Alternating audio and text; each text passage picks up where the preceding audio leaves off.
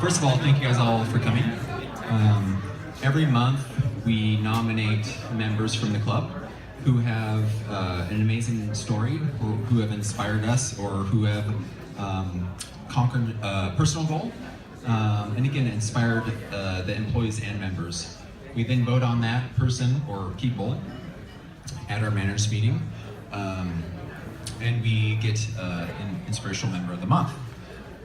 We then take all of those at the end of the year. We put all the stories out in the lobby. We have all of our members vote on them for all of you guys to decide who you think is the most inspirational person. But first, I would like to recognize anyone that is here that was nominated as Inspirational Member of the Month. You can't really step forward, but if you could raise your hand so that people, yeah. I know there's some more.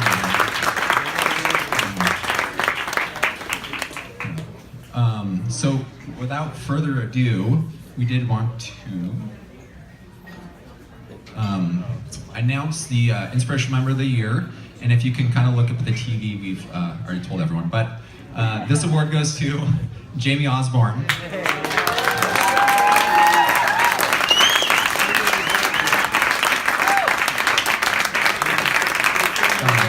This award is for inspiring others to never give up, for exemplifying consistency, for truly overcoming fear, and for showing how achieving small victories can lead to some amazing outcomes.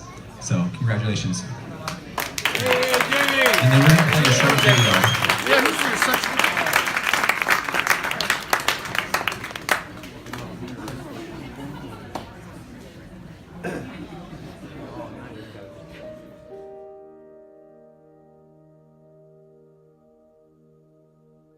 I was in a bad road cycling accident due to some problems with the manufacturer of the bike collapsed, and I went straight down to the pavement at 25 miles an hour and hyperflexed my neck on the right side, and that's what caused the dissection of the vertebral artery. I begged my wife to locate Dr. Chapman. I pleaded with her to see if she could find him to help take my case. And he made the decision at that point, after the CT and MRs came back, to stabilize the neck in the Miami J collar. I remember Jens telling me that this was somewhat unusual for a surgeon to say this, but Jamie, you don't need surgery at this time. At the time I was first admitted into inpatient rehab, I had no hand function at all. I could move my elbows, but everything was basically motionless from the typical C7 level down, and it was symmetric on both sides. In the course of being, through ICU and going through acute care and then ultimately being admitted into inpatient rehab, I was beginning to experience what I call sort of little victories. I think Jens had said something just a few days into my care where he just said it very succinctly. He goes, "Jamie, get independent. Jamie, get independent." And for me, those were incredibly powerful words. I remember them like they happened yesterday, and 9 years later, they still drive the way I have approached recovery. Some of the things that have gone in that have made that recovery possible that sometimes get maybe missed in the science of all of your unbelievable work, and I couldn't even begin to fathom the expertise and talent and knowledge that you all have. But I can say from a human perspective, things that have mattered in my recovery, I think really right at the top of the list has been a connection and an interest by Jens, by Barry, and other practitioners who've been involved in my care, knowing me not just as a patient, but as a person. And I'll tell you the story, and it might seem really trivial, but again, I remember it like it was yesterday because it had such an impact on me. I was 3 weeks out from injury. I was in inpatient rehab. It was July 4th. And Jens came into my room, just showed up to say hi. And we ended up talking a little bit about how I was progressing, and he was very pleased with how I was doing. And then we were talking about baseball. And we were talking about just talking. And I can't tell you how important those kind of connections matter. I remember it, and I was inspired by it. It lifted me up, And I guess my thought is as you consider how you're looking to improve patient outcomes and so forth, how you connect with your patients on a human level matters. It matters. And I know it mattered in my case, and it continues to matter to this day.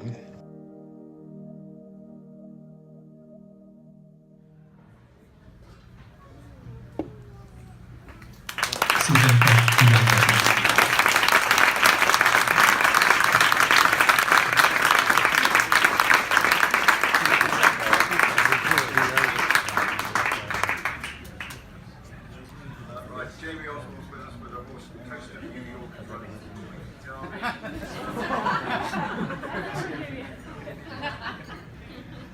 Hi, everybody.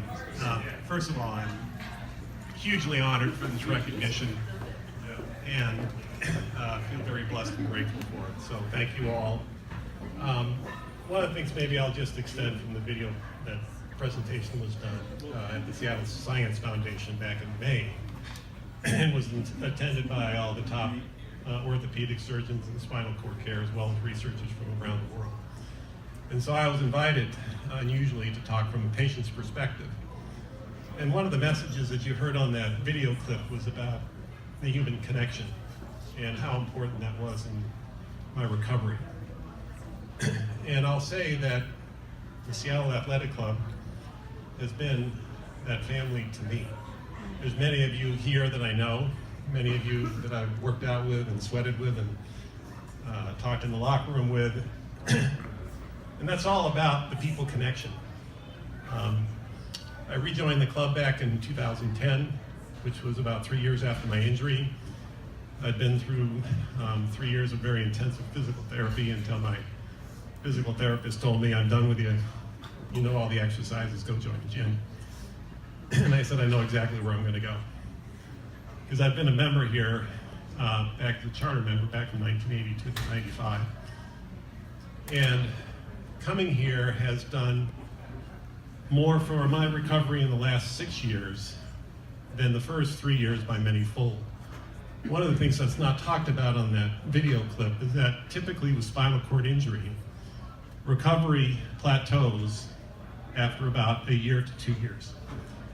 And then the trajectory is flatlined from that point. And the doctors there were very interested in my case because my recovery has continued really exponentially since I've been a member here at the club. And there's things that you didn't see on this video clip that I've been able to do, which are goals and things that I've visualized for years. Things like being able to get on skis again without accommodation, being able to get on a bicycle and ride again without accommodation, to be able to swing a golf club and hit the ball and not fall down, not elegantly, but the main thing was not falling down, or getting in a cruise shell and rowing again.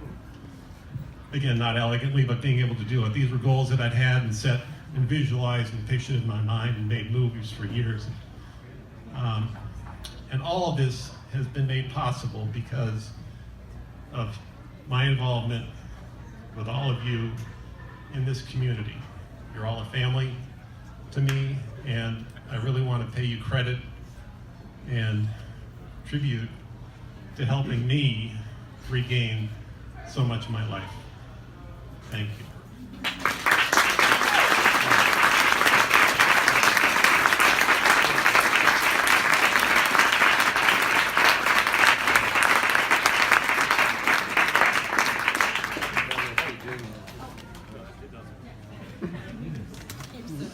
Well, I often say to my staff that, especially when we're doing employee orientations and stuff, employee training, that I often challenge them and say, name a product that's more powerful than health and wellness. So hearing things that we can achieve through what we do every day, thanks for sharing your story, those things I think motivate me and motivate our staff to do what we do. So thank you.